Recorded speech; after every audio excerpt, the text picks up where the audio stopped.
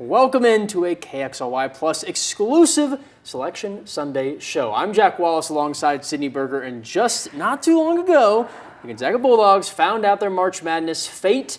Heading to Wichita, Kansas as an 8 seed, they'll face the 9th-seeded Georgia Bulldogs in the first round of the NCAA tournament. It was just over at the Kennel, kind of getting the vibes from the guys, you know. Obviously an unfamiliar opponent for Gonzaga, but these teams have only ever met twice. The latest one coming as a win in 2014. But which Bulldogs are the best will be determined in this first round game. 8-seed Gonzaga, 9-seed Georgia. Here's what the Zags should be paying attention to when scouting out their SEC opponent. Dogs are an average offense at, well, not too great. 125th in the country in scoring, but they struggle. They have a negative turnover margin, and they cough the ball up almost 13 times a game. The Dogs shoot a lot fewer shots per game and at a lower rate than Gonzaga, but their three-point shooting is almost the exact same as the Zags. Bulldogs have a slightly better offensive rebounding stat, much worse on the defensive side, despite twice as many blocks per game. So watch out near the rim, Graham Ike. In Georgia's schedule, they've been very tough, though. In the SEC, they had 14 teams selected, some of which a little bit iffy, but that's the most by any conference in March Madness history. Dogs 4-11 in quad one games. That's a lot of opportunities. Marquee win at home over the one-seeded rival Florida Gators. You're looking at now.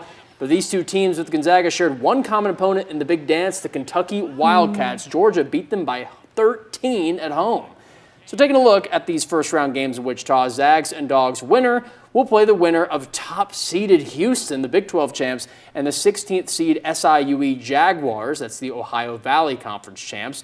There have only been two 1 seeds to ever lose. That's Virginia to UMBC in 2018, and then Purdue to Farley Dickinson just a couple of years ago. Gonzaga, they'd sure love to get that number 3 upset, of course, assuming Houston wins. An 8 seed has only won the national title once, 1985, Villanova.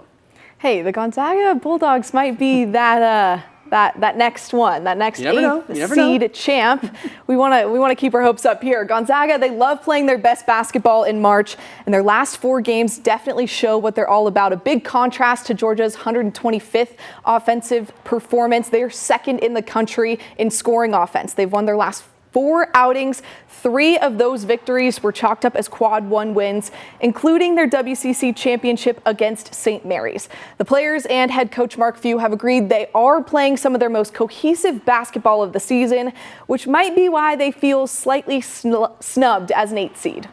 Being that 8 seed, kind of on the higher end, I think we're excited to prove something, and we're going to go in to March with that chip on our shoulder, and yeah, it's gonna be great for us. I think I'm really excited for the opportunity. Just for our names to be called in Selection Sunday, it's a blessing in itself. So I think everybody was just excited and ready for us to get started and knowing what our opponent is, so we come into practice tomorrow and prepare for them.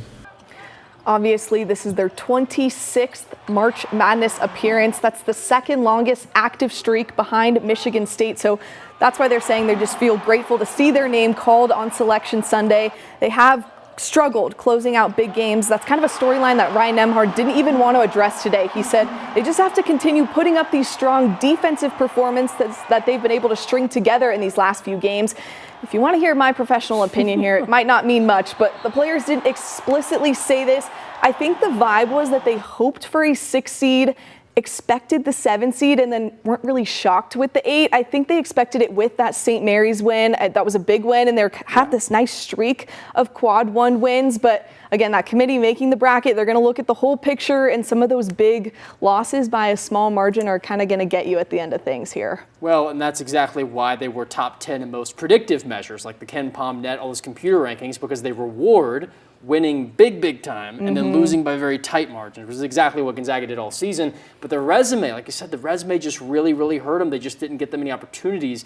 You see Georgia with, 15 quad 1 chances. Of course, they lost a lot of them, but they had a lot of good chances. St. Mary's was not spared either. The other WCC representative, they only earned a 7 seed, so not too good for the WCC overall. Thought they would have got a 6. Gonzaga a 7 at least was my prediction beforehand. That was wrong, but not too great for Gonzaga. And then we want to mention, too, if they do get past this first round game against Georgia, it's likely, not 100%, but it's likely that they're going to play the 1-seeded Houston team. I think they've been the 1 seed for the last 3 years. Don't quote me on that, but they are just a dominant program. Not exactly someone that Gonzaga was probably crossing their fingers to face in a second round game. Nonetheless, they want to continue that Sweet 16 streak they've got going on. Hopefully they can do it. Well, we're not going to get too ahead of ourselves. 10 in a row, but if they can do it. 10 in a row would be a pretty great streak. And Houston, I have to say, of all the 1 seeds, probably the one you'd want to face the most, at least out of what we've seen. I know they just won the Big 12. They really beat Arizona to get that. Yeah. But out of those 1 seeds, Florida looks like the best team in the country. Auburn's had a great run in the SEC. And then after that, you got Duke, which Cooper Flagg being back.